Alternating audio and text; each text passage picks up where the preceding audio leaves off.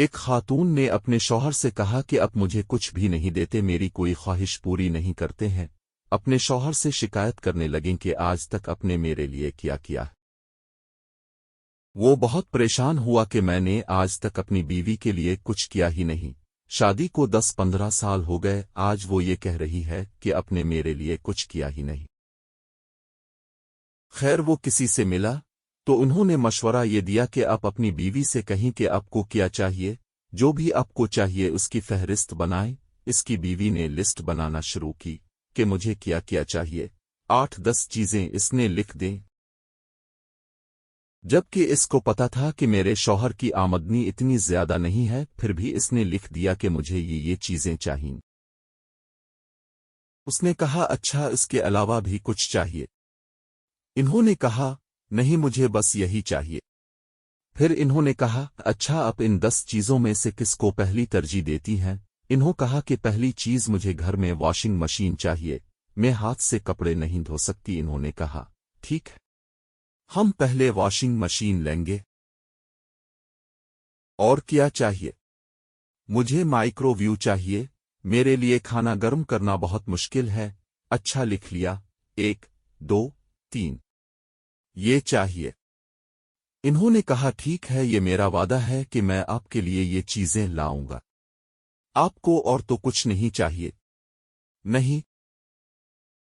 اب کچھ وقت گزرا، اس نے اپنی بیوی کو وقت کم دینا شروع کر دیا۔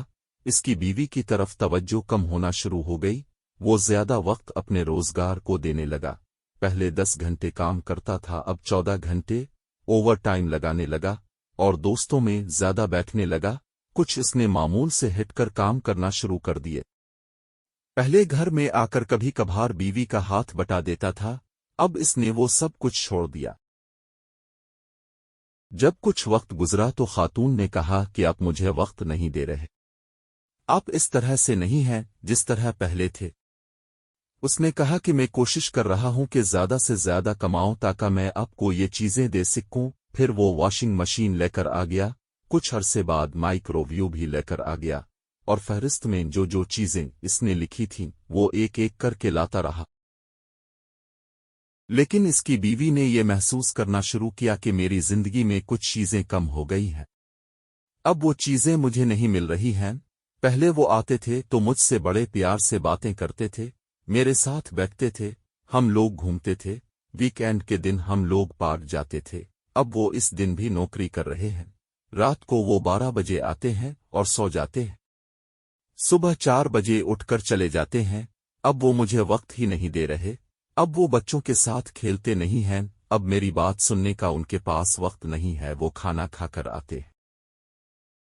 اب اس کو لگا کہ یہ تو میری زندگی میں بہت بڑا خلا آ گیا ہے، میرے پاس سب کچھ ہے لیکن میرا شوہر میرے پاس نہیں ہے۔ اس نے دوبارہ ایک فہرست بنائی کہ مجھے آپ کا وقت چاہیے، مجھے آپ کی محبت چاہیے، آپ مجھے فون کیا کریں وغیرہ وغیرہ۔